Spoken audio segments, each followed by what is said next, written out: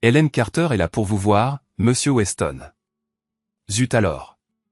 Très bien, Léa, faites-la entrer, s'il vous plaît. Je me levai de mon fauteuil pour accueillir ma visiteuse. Une dame distinguée, presque sexagénaire. Je la connaissais depuis un certain temps, depuis que ma femme avait commencé à travailler comme assistante de son mari. Nous avions eu de nombreuses conversations par le passé et je l'avais toujours tenue en haute estime.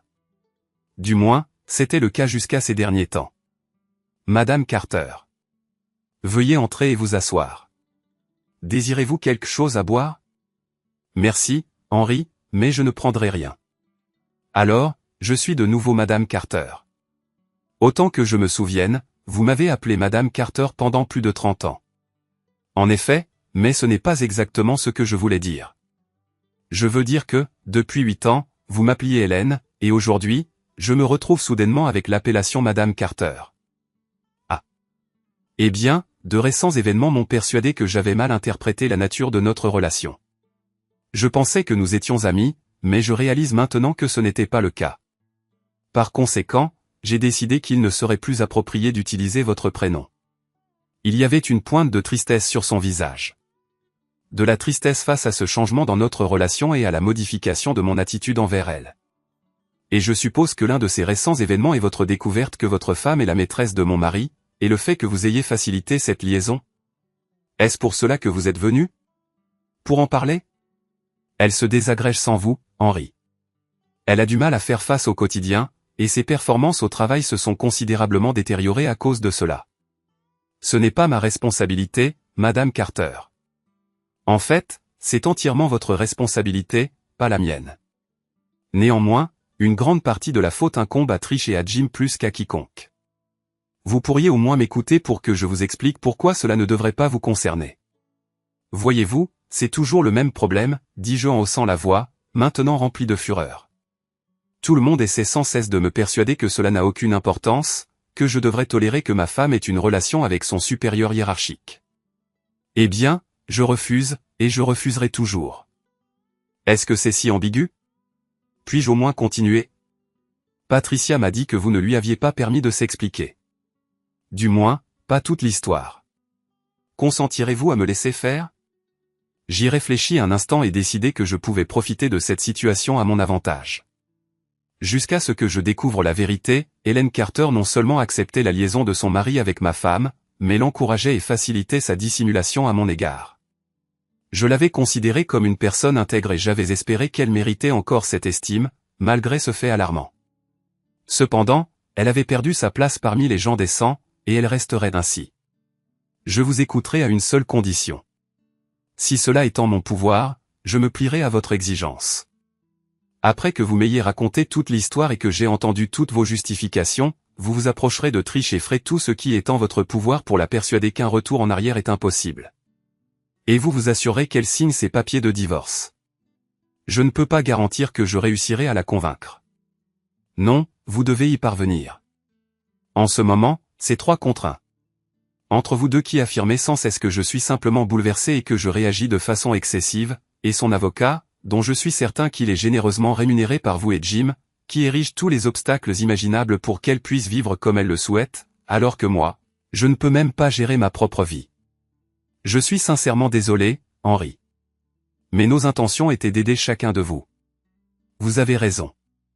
Nous pensions être responsables du mal fait à votre mariage, et nous avions l'intention de l'aider, elle. C'est comme une fille pour nous. Voilà une autre raison pour laquelle votre femme n'aurait pas dû avoir une relation avec elle, au départ. Et cela explique peut-être aussi pourquoi elle pourrait écouter vos conseils. Ses parents sont décédés très tôt, et elle m'a confié plus d'une fois que vous étiez comme une mère pour elle. Si vous lui aviez dit que ce que vous et votre mari aviez fait était inacceptable, au lieu de soutenir ses efforts pour rationaliser la liaison, peut-être, juste peut-être, aurait-elle compris.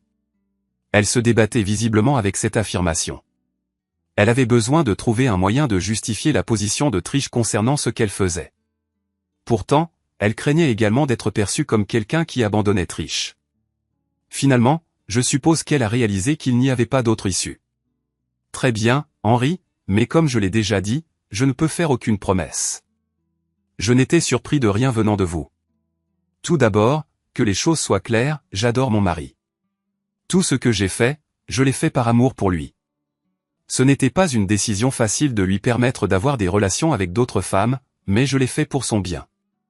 Il y a environ 7 ans, j'ai soudainement perdu tout intérêt pour le sexe. J'ai fait de mon mieux pour satisfaire ses besoins, mais cela me laissait un sentiment de vide. Nous avons continué ainsi pendant environ 2 ans, puis les choses ont empiré, c'est devenu inconfortable, puis douloureux. J'ai consulté mon médecin et demandé un deuxième avis. La vérité, c'est que mon corps avait changé avec la ménopause et le vieillissement, rendant les rapports sexuels physiquement désagréables. Je n'avais tout simplement plus envie. J'imagine que ça a dû être dur pour lui.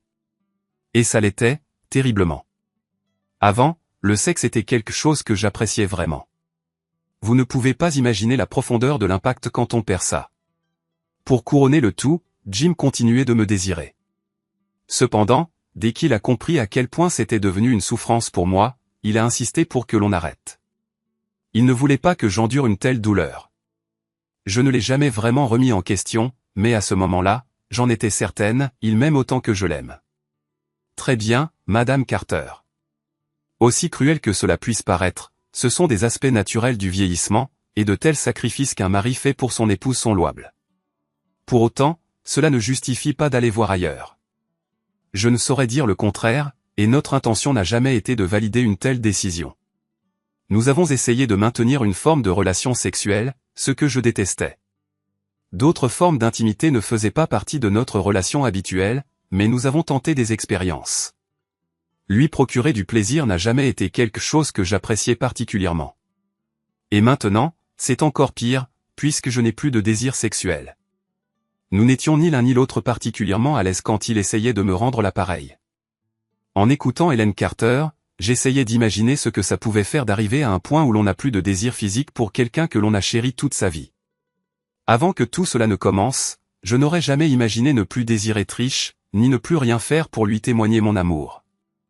Le plaisir que l'on prenait ensemble faisait toujours partie intégrante de nos moments d'intimité. Mais j'imagine que les gens ont des penchants et des points de vue différents. Elle a continué.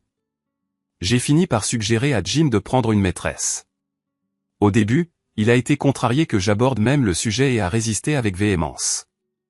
Cependant, avec le temps, il est devenu de plus en plus frustré et mal à l'aise. Je revenais sans cesse sur le sujet, et il a fini par admettre qu'il fallait faire quelque chose. Au début, nous avons essayé les sites de rencontres classiques, en espérant trouver une partenaire fiable, mais ça n'a pas marché.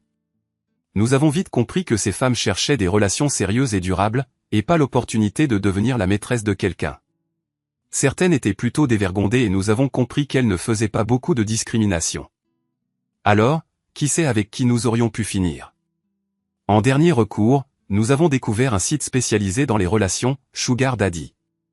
Étonnamment, nous y avons rencontré une jeune femme très charmante.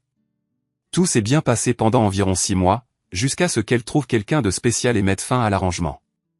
Elle a eu un bébé récemment. C'est formidable pour eux, Madame Carter.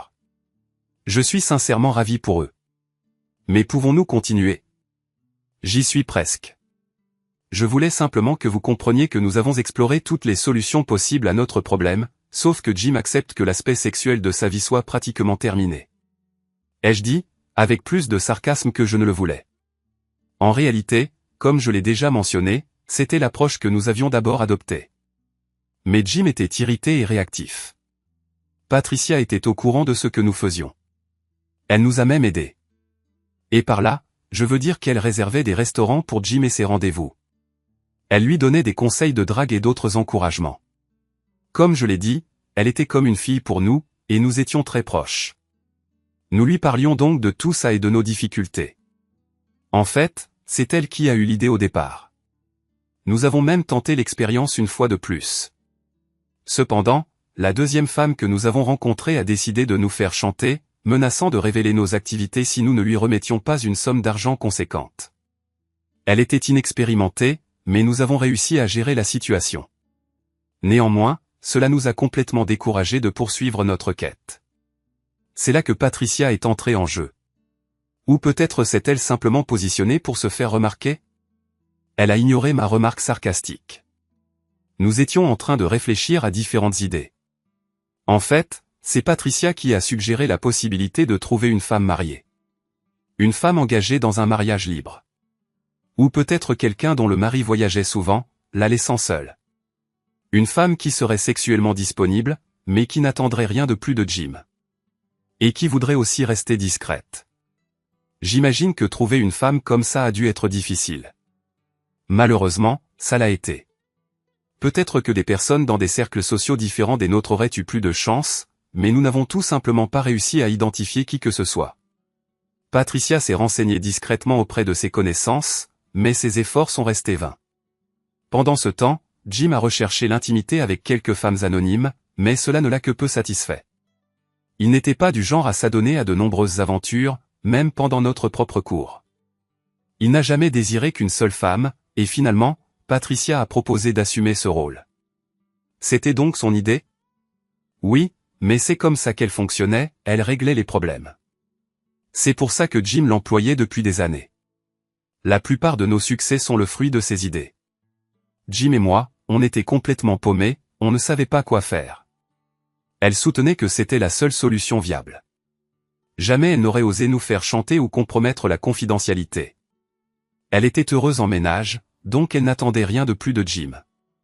Et son argument final, c'était que Jim et elle avaient une profonde affection l'un pour l'autre. Pas le genre d'amour que vous éprouvez pour elle, ou lui pour moi. Mais ils travaillaient ensemble depuis des années et étaient extrêmement proches. Sauf que, bien sûr, elle était mariée à un homme qui n'aurait jamais toléré ça. Tout ça semble parfaitement raisonnable. Tout était logique, vu le temps qu'ils passaient déjà ensemble professionnellement. Comme vous le savez, ils voyageaient ensemble pour le travail, et elle restait souvent très tard dans son bureau. Forcément, on s'est dit qu'il n'était pas nécessaire de changer leurs habitudes. Toute intimité qu'ils pouvaient avoir se déroulait pendant leurs heures de bureau habituelles. Ils étaient toujours ensemble. Elle ne pouvait pas se mettre soudainement à arriver plus tôt ou à rester plus tard. Ils ne pouvaient pas filer dans un motel pour un déjeuner prolongé. Mon Dieu. Tout ça a été minutieusement orchestré pour me tromper. Tout le monde se fait berner, Henry. Mais oui, c'était explicitement conçu pour que vous ne découvriez pas la vérité. Patricia savait que vous connaissiez certaines des personnes avec lesquelles elle travaillait. Pas des amis intimes, mais des connaissances. Et on voulait être sûr que personne ne dévoile le secret. Du coup, ils restaient ensemble dans son bureau pendant la journée. Quand ils voyageaient, il réservait toujours 2 chambres, mais elle passait souvent la soirée dans la sienne. Ils s'amusaient beaucoup, même lorsqu'elle vous parlait au téléphone. Je vous en prie, Henry. Je comprends que vous soyez blessé, mais vous essayez de dépeindre cela comme quelque chose de bien plus sordide et humiliant que ce que c'était en réalité. La vérité, c'est qu'elle chérissait ces moments où elle vous parlait au téléphone. Elle ne permettait pas à Jim d'être présent lorsqu'elle vous parlait. Il était vital pour elle de séparer ce qu'elle faisait avec Jim de ce qu'elle partageait avec vous. Pour elle, c'était simplement aider des amis à surmonter une difficulté. Et c'était tout l'amour sincère qu'elle vous portait. Elle n'aurait pas permis à Jim d'interférer avec ça. J'en suis presque touché. Elle vous aime passionnément, Henry. Elle a besoin de vous. Mais quoi qu'il en soit, tout fonctionnait extrêmement bien. Jusqu'à ce que, apparemment, un de leurs employés remarque quelque chose qui a éveillé ses soupçons et, si j'ai bien compris, vous a averti à votre arrivée au bureau. Personne n'a même essayé de vous empêcher d'entrer dans son bureau et de les découvrir sur le canapé. Je dois avouer qu'au début, nous nous sommes sentis déshonorés et indignés par la déloyauté apparente du personnel. Mais il n'a pas fallu longtemps pour reconnaître l'hypocrisie de notre réaction. En effet, la situation où une femme trompe son mari avec son patron, et où la conjointe de ce dernier facilite la chose, puis se plaint d'un manque de fidélité, est tout simplement d'une ironie mordante. On s'y est vite fait. À partir de ce moment-là, vous connaissez l'essentiel de la suite. Vous avez choisi de ne pas lui parler et de la chasser de la maison. Cette maison a toujours été à moi, bien avant qu'elle n'entre dans ma vie, donc ce n'est certainement pas moi qui pars. Vous ne lui avez pas donné l'occasion de s'expliquer ou de justifier ses actes. Elle est rentrée chez elle pour récupérer ses affaires, mais vous n'avez pas voulu l'écouter. C'est ce qu'elle a prétendu, du moins. Sans l'écouter, vous avez méthodiquement rassemblé ses affaires et mis ses valises à la porte. Tout au long du processus, vous n'avez cessé de répéter, vous aurez des nouvelles de mon avocat. Cette version des faits correspond assez bien à la réalité. Elle était déconcertée car, en ce qui la concernait, Cette rencontre était peut-être le premier acte d'infidélité. Elle ne comprenait pas pourquoi vous refusiez d'entendre sa version de l'histoire. Bien sûr, elle ignorait toute la préparation et l'enquête que vous aviez menée auparavant. Vous avez parlé au personnel des hôtels, découvrant que sa chambre était à peine utilisée. Vous avez également contacté les employés des entreprises avec lesquelles ils étaient censés avoir des réunions, confirmant qu'ils prolongeaient systématiquement leur voyage d'une journée supplémentaire, leur permettant de passer du temps ensemble sans interruption. Elle n'était au courant de rien de tout ça. Au moment où vous les avez confrontés, vous étiez déjà au courant de presque tout. J'avais besoin d'une confirmation de l'étendue de la tromperie. Mais tant que je ne les avais pas vus ensemble, tout restait spéculatif. C'est précisément pour ça que je me suis abstenu de la chasser prématurément, Henry. Elle a une profonde affection pour vous. Madame Carter, où réside Trish actuellement? Résidence? Oui. Où a-t-elle vécu depuis que je l'ai expulsée de chez moi? Où a-t-elle séjourné? Eh bien, elle vit chez nous. Je vois. Et ont-ils encore des rapports sexuels? Je vous prie de ne pas me mentir. À présent, je suis au courant de plus de choses que vous ne le pensez. Néanmoins, cela n'a aucune importance particulière. Ce n'est qu'un acte biologique, Henry. Ils ont tous les deux des désirs puissants et comptent sur les rapports sexuels pour gérer le stress. Cette période s'est avérée exceptionnellement stressante. Exactement. Elle n'a jamais exprimé le moindre regret pour ses actes. Au lieu de cela, elle regrettait simplement que j'ai découvert sa trahison et que j'en ai souffert. Elle s'est contentée de rationaliser son comportement, affirmant qu'il n'avait aucune importance et qu'il n'avait pas nui à notre relation. Elle n'a pas passé plus de temps que d'habitude au travail ou avec Jim, elle a simplement utilisé ce temps différemment. Et si seulement je pouvais l'accepter, tout irait bien. Mais c'est exact. À aucun moment elle n'a suggéré de démissionner ou d'arrêter son travail. Sa seule préoccupation était de me persuader d'ignorer les implications et de le traiter simplement comme un aspect de son travail. Et maintenant, elle vit avec l'homme avec qui elle couche et sa femme. Pourtant, elle n'a pas pris la peine de renoncer, pas même après que j'ai entamé une procédure de divorce. Même maintenant, elle essaie de me persuader de retirer la demande de divorce. C'est comme si elle était complètement hallucinatoire. Elle vous professe son amour et croit que votre amour pour elle est suffisant pour que vous lui fassiez confiance et compreniez ses actes. Ne l'aimez-vous plus? Madame Carter, votre mariage dure depuis de nombreuses années. Vous devez reconnaître que l'amour seul ne suffit pas à maintenir un mariage. Il faut aussi de la confiance et du respect. Ce sont les 3 piliers d'un mariage, ou en fait, de toute relation réussie. Peut-être qu'un pilier peut vaciller. Votre vie peut connaître des bouleversements, mais elle peut encore tenir. Perdez 2 des 3, cependant, et tout s'effondre. Ainsi, bien que je l'aime encore, ces autres piliers se sont érodés, et ils ne peuvent pas être restaurés. Je suis prêt à attendre aussi longtemps qu'il le faudra, tout comme elle le peut. Mais si elle m'aime vraiment et se soucie de moi, elle reconnaîtra que nous n'avons pas d'avenir et me laissera partir. S'il vous plaît, aidez-la à comprendre cela, Henry. Je vous en prie. Madame Carter, j'ai tenu ma promesse. J'ai écouté attentivement tout ce que vous avez dit, mais je ne suis tout simplement pas disposé à lui donner une autre chance.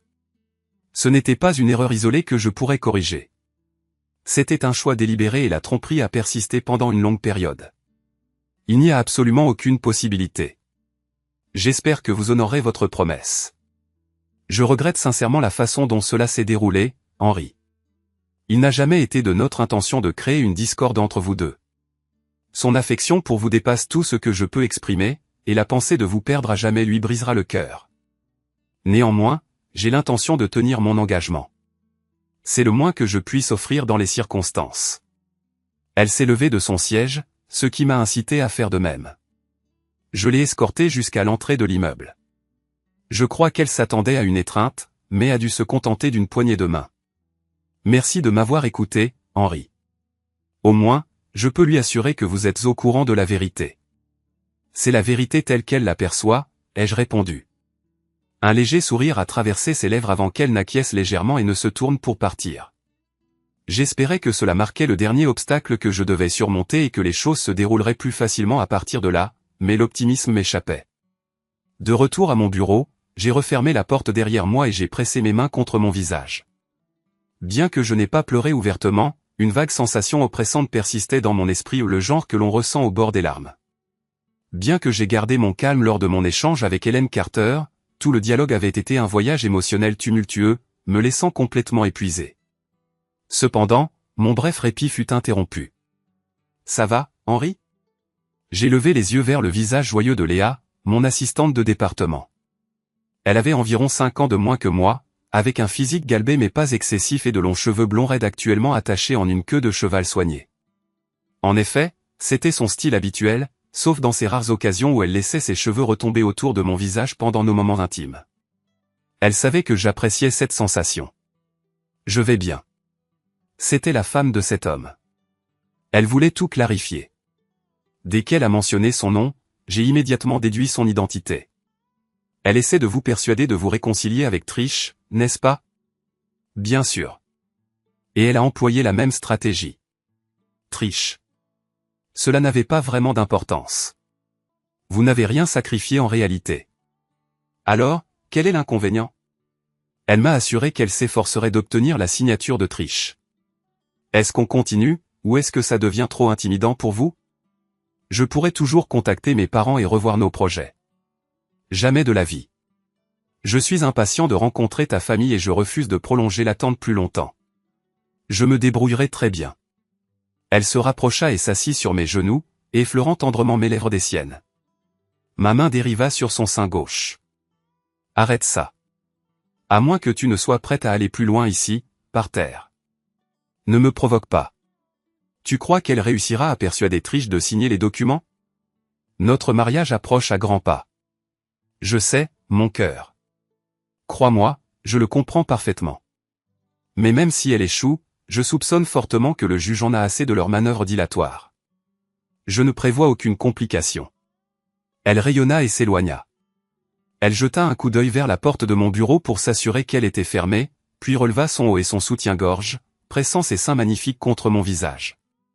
Pendant quelques secondes, j'ai savouré sa chaleur, sachant qu'elle insisterait pour que je le fasse afin d'assurer un équilibre entre nous. Sinon, je me sentirais déséquilibré pour le reste de la journée. Et puis elle est sortie. Pour information, bien que je connaisse Léa depuis 3 ans, notre relation n'a commencé qu'il y a 6 mois, près d'1 an après la découverte de la liaison entre Jim et Trish et le début de ma procédure de divorce. Alors que Trish et moi étions encore légalement mariés, ni moi ni la loi n'avons considéré mes actions comme adultères. Épilogue. La réévaluation d'Helen Carter a finalement mené à la résolution souhaitée. Initialement réticente, Trish a fini par reconnaître que j'étais irrévocablement déterminé à tourner la page. Après avoir entendu le récit complet, elle a signé les documents nécessaires, renonçant à toute demande de pension alimentaire. Ses revenus étaient suffisamment élevés pour que l'aide financière soit inutile. Nous n'avons jamais eu d'enfant, sa carrière a toujours primé et ses fréquents déplacements ont davantage exclu cette possibilité. Elle a consacré sa vie à Jim Carter, et dans une certaine mesure, à Helen Carter. Elle continue de travailler pour lui et, apparemment, entretient une relation amoureuse avec lui. Pour être tout à fait clair, elle réside toujours chez les Carter. Et, comme mentionné, c'est un emploi à temps plein. C'est vraiment tout ce que je sais d'eux, car j'ai fait tout mon possible pour les éviter depuis que le divorce a été prononcé. Apparemment, les parents de Léa ont changé d'avis et ont décidé que j'étais acceptable, et maintenant nous sommes mariés depuis près de 3 ans. D'un jour à l'autre, elle doit accoucher de notre premier enfant, et elle a quitté son emploi 3 mois auparavant. Mes revenus suffisent à nous faire vivre, et ni l'un ni l'autre ne souhaitons que notre enfant soit gardé par quelqu'un d'autre. J'espère une fille, et Léa s'est gracieusement alignée sur mes préférences. Nous le saurons bientôt, je suppose. J'aimerais pouvoir déclarer que je n'ai plus d'affection pour Trish, mais en toute honnêteté, c'est encore le cas. Simplement, ce n'est plus de la même manière. Cela n'est rien comparé à l'amour profond que j'éprouve pour Léa. Nous sommes parfaitement heureux et entièrement engagés l'un envers l'autre, et bien que cela se soit produit après le mariage, je l'ai finalement fait accéder au niveau de la direction de mon entreprise. Partie 2. Feu Madame Carter. Officier d'interrogation Cosgrove. Madame Weston. Merci d'avoir accepté de revenir, Madame Weston.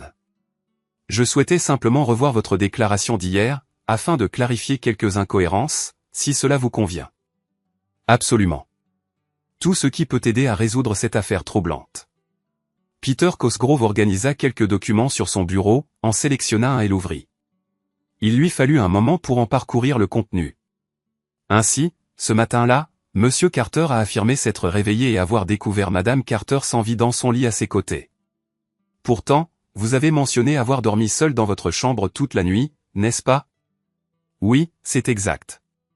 Je travaille pour Jim, et lui et sa femme m'ont généreusement permis de résider chez eux après que mon mari m'a expulsé. Notez. Cependant, lorsque les policiers vous ont interrogé ce jour-là, vous avez déclaré que vous ne vous étiez jamais aventuré dans leur chambre conjugale. C'est exact. J'ai mon propre logement au 2e étage. Peter Cosgrove hocha la tête lentement, posant le dossier sur le bureau devant lui. Alors, pourriez-vous expliquer pourquoi vos empreintes digitales sont éparpillées dans toute leur chambre? Patricia sembla aussi décontenancée que quiconque pris en flagrant délit de mensonge. Son regard se posa sur le sol, et elle resta silencieuse. Je vous suggère, Madame Weston, que vous aviez une liaison avec Monsieur Carter. Le ton inébranlable de Cosgrove laissa Patricia sans voix. Elle se contenta de hocher la tête, continuant de regarder le sol. Pourquoi avez-vous falsifié votre récit, Madame Weston? Sans lever la tête, Patricia murmura que cela lui paraissait gênant et sans rapport avec la situation. Je veux dire, la femme est décédée paisiblement dans son sommeil. Mais est-ce bien le cas, Madame Weston? Demanda Cosgrove. Il fit une pause momentanée avant de poursuivre. Permettez-moi de le réitérer une fois de plus, vous avez le droit d'être assisté par un avocat. Pendant que vous êtes ici, souhaitez-vous exercer ce droit? Patricia secoua la tête. Très bien. Depuis notre dernière conversation, nous avons obtenu les résultats de l'autopsie de Madame Carter. Le médecin légiste a conclu à l'ingestion d'une quantité importante d'eau-de-vie, combinée à une dose considérable d'un médicament appelé astaxalame.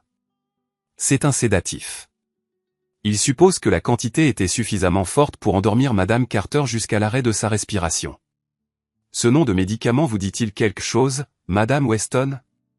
Il me semble vaguement familier. Je dois vous rappeler, Madame Weston, que bien que rien n'ait été trouvé dans la maison, une consultation des registres de la pharmacie a révélé que ce médicament vous avait été prescrit il y a moins d'1 mois. Pour que ce soit bien clair, il n'y a aucune preuve que Madame Carter ait jamais utilisé une quelconque forme de somnifère. Patricia releva brusquement la tête. Elle était mal à l'aise face à la tournure que prenait l'interrogatoire. Je suis allé voir un médecin il y a environ 1 mois, et il m'a prescrit des somnifères. J'avais du mal à dormir depuis que mon mari m'a mise à la porte. Ignorant son intervention, le détective continua. De plus, dans la chambre à côté de celle de Madame Carter, nous avons trouvé un verre vide contenant des traces d'eau-de-vie et d'astaxalame. Souhaitez-vous fournir une explication à ce sujet? Patricia commença à secouer la tête. Puis ses yeux s'écarquillèrent. Oui. Jim a mentionné une fois qu'Hélène buvait parfois de l'eau-de-vie en lisant au lit pour se détendre. Oui, il nous a rapporté la même chose. Il a mentionné qu'elle en gardait toujours une bouteille dans sa table de chevet. Pouvez-vous expliquer l'absence de toute bouteille d'eau-de-vie dans le placard ou ailleurs dans la pièce? Patricia secoua à nouveau la tête. Ou clarifier pourquoi le mortier et le pilon découvert dans la cuisine contenaient des traces d'astaxalame, ce même pilon portant les empreintes digitales de Monsieur Carter? Que insinuez-vous exactement? Suggérez-vous qu'Hélène a volé mes somnifères dans la salle de bain et qu'elle a délibérément fait une overdose? Pete Cosgrove jeta un coup d'œil à la femme assise en face de lui, essayant de détecter le moindre signe qu'elle n'était pas pleinement consciente de ses actes. Patricia ne put soutenir son regard. Le détective croisa les doigts et marqua une brève pause avant de répondre.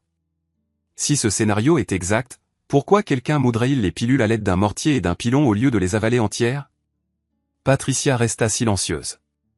Elle se contenta de hausser les épaules. Très bien, alors laissez-moi vous poser une question simple. Pouvez-vous expliquer comment une bouteille d'eau-de-vie vide, portant vos empreintes digitales et contenant des traces de staxalame, s'est retrouvée sur le plancher du siège arrière de votre voiture? Les yeux de Patricia s'écarquillèrent de manière spectaculaire, et elle faillit bondir de sa chaise, posant fermement ses mains sur la table. Qu'est-ce que c'est que ça?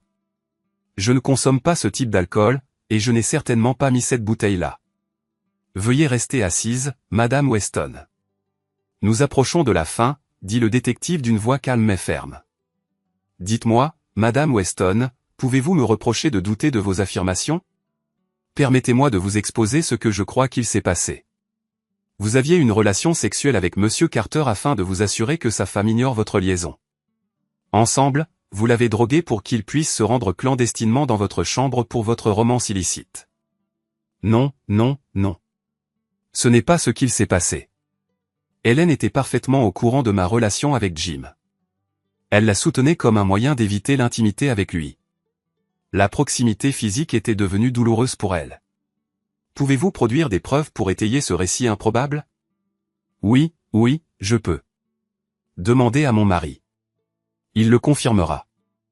Il m'a expulsé de notre domicile la semaine dernière après avoir découvert ma liaison avec Jim. Hélène est allée chez lui et l'a supplié de reconsidérer son pardon.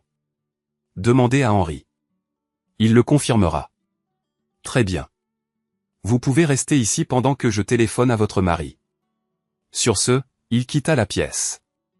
Patricia se laissa tomber sur sa chaise, son anxiété grandissant. Tout reposait maintenant sur son mari séparé, qui pourrait révéler la vérité aux autorités. Le problème était clair pour elle. Henry n'était pas disposé à faire preuve de clémence. Quelques minutes plus tard, Peter Cosgrove rentra dans la salle d'interrogatoire, l'air pensif. Patricia prit la parole nerveusement. Henry a-t-il confirmé mon récit? Non, Madame Weston. Il n'a pas répondu au téléphone. Au lieu de cela, j'ai contacté le procureur de district. Apparemment, l'équipe médico-légale vient de terminer l'analyse des enregistrements audio entre vous et Monsieur Carter, récupérés sur la carte SD dans la chambre de Madame Carter. Je n'ai pas eu l'occasion de revoir tous les fichiers personnellement, mais dans le segment qu'ils m'ont fait écouter, on vous entend clairement exprimer l'espoir que Madame Carter décède. Jim Carter mentionne qu'il ne peut pas encore divorcer de sa femme car la perte de l'entreprise contrecarrerait le plan. Alors, Madame Weston, s'agissait-il simplement d'une overdose accidentelle de somnifères, ou Madame Carter a-t-elle découvert votre plan secret et devait-elle être neutralisée? Il est temps de faire venir votre avocat. Madame Weston, le procureur de district aimerait vous proposer un accord. Tout repose sur le fait que votre mari confirme ou réfute l'affirmation selon laquelle Madame Carter était au courant de votre arrangement avec son mari et l'avait approuvé. Si ce n'est pas le cas, cette affaire risque de s'éterniser considérablement. Vous pourriez tous les deux éviter une accusation de meurtre en plaidant coupable d'homicide involontaire en lien avec le décès de Madame Carter dû à une surdose de somnifères. La peine maximale serait de 8 ans. Autrement, vous pouvez prendre le risque et tenter de réfuter une accusation de meurtre. Le procureur de district tient à vous informer qu'il considérera favorablement celui ou celle d'entre vous qui coopérera en premier.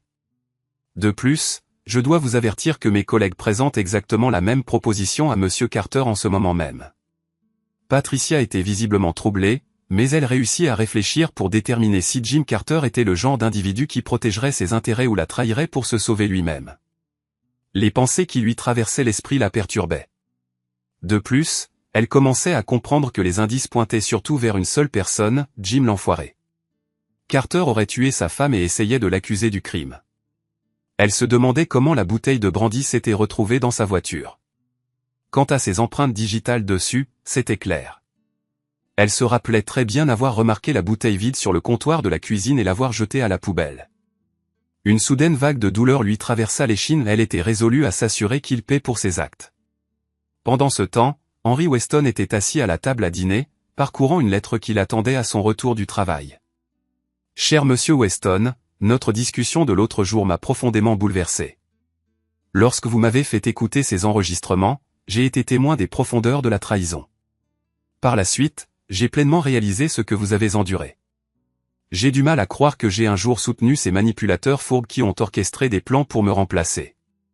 Je vous présente mes plus sincères excuses pour avoir soutenu la suggestion de votre femme infidèle de devenir la maîtresse de mon mari et pour ma part dans le fait de vous l'avoir caché. Par-dessus tout, mes actions étaient égoïstes. Je vous prie d'accepter que je ressens un profond remords et que je souhaite vous offrir un cadeau à titre de restitution. Il y a 2 semaines, j'ai reçu un diagnostic de cancer du pancréas. Les perspectives sont sombres. Je n'en ai parlé à personne, pas même à mon mari. Ayant vu ma mère endurer des douleurs lentes et atroces de la même maladie, je n'ai aucune intention de suivre son destin. Ainsi, j'ai décidé de partir maintenant, compte tenu des circonstances. Ma visite chez vous était une tentative de chercher votre pardon avant mon départ. Au départ, J'avais prévu de partir discrètement, mais les enregistrements que vous avez partagés m'ont fait changer d'avis. J'ai l'intention de mettre fin à mes jours d'une manière qui implique soit Patricia, soit Jim, suggérant qu'ils pourraient avoir causé ma mort involontairement ou délibérément. Je vais placer des preuves pour corroborer cela, y compris des copies des documents que vous avez fournis, effaçant toute référence à mon implication dans leur complot. Finalement, leurs équipes de défense s'adresseront probablement aux autorités, qui pourraient se renseigner pour savoir si j'étais au courant de leur liaison.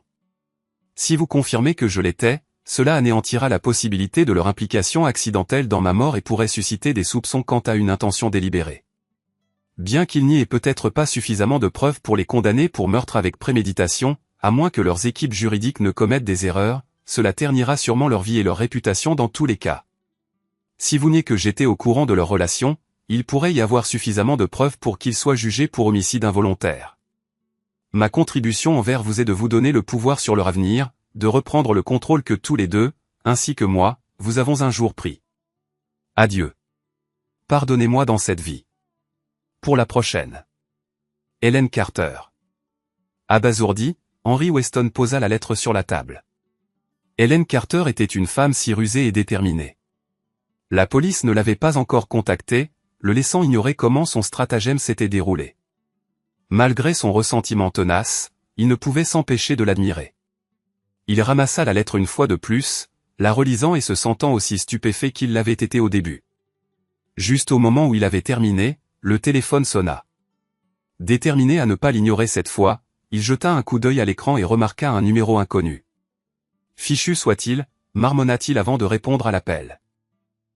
That bonfire is placed dead center and I want to figure out something better to do with it because that gives me my build radius, but what I was thinking is where this tavern will go at the very end, we'll make that into a big like food storage area, but at the very outer limits it like doesn't cover the entire island. It stops. Right. So what I'm thinking is I'll turn this whole back half into the crop plot. Oh yeah. Area. So then you go out and you harvest, and then you just dump it all in the containers as soon as you enter the white zone. Sweet. Hell yeah. But anyway, all of that to say that our money is on this side, and if we want to take it, everything else, I've tried to use like as minimal number of items in these bins, just so that we can, if you want to dump stuff here, you can. Yeah, except for the money. One. Yeah, if there's one in the container, you can dump in the container. Yeah. But I did just grab both stacks of money. So should we still be... The other base is fully functional, so we should probably still be using that. Yeah. Okay. Yeah, this isn't functional I'm yet. just gonna grab a bunch of money. Do you want this fertile soil somewhere? Oh. You said natural is over here, so let me... Yeah, we should probably put it on that side. Okay. The other side? Okay. Yeah. Because you can pick it up, right? Like I can make... Yeah. Okay. Excellent. Doing thing. There we go. Because we did have a couple crop plots of flax that I've already harvested through, and we have a shitload of seeds. So if somebody wants to turn and make more crop plots, that's probably a good idea. We should have lots of silk, because I realized that in order to make curtains, I need silk. And so I was harvesting silk, or flax. Yeah. Well, every time I came in here to build a little bit. I make curtains with me sword. Curtains for ye. Tell him, Greg. Yeah, okay. That's, yeah. Oops. I always put my bandages away.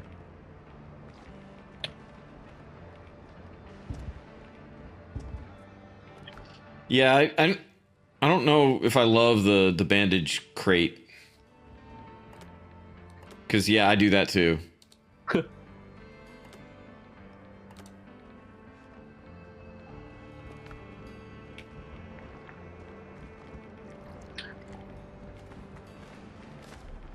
Is there... I don't know. Yeah, where do we put all of our... I've got rough hides.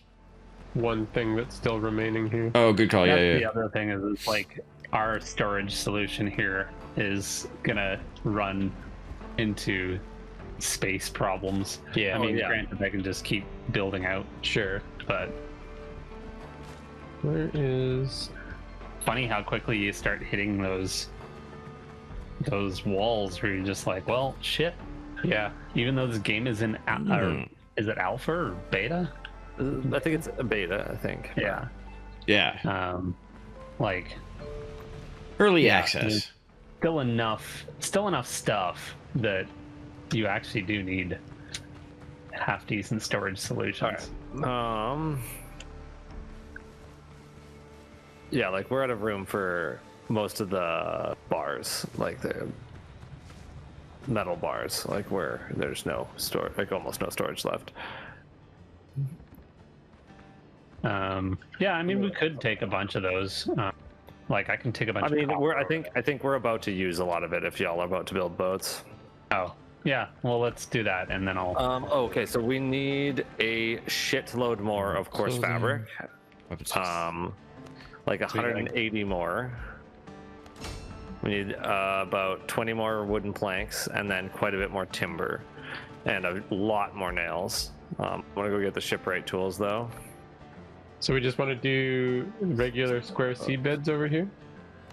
Yeah, Sure. that's fine. Did they Then- lock in each other?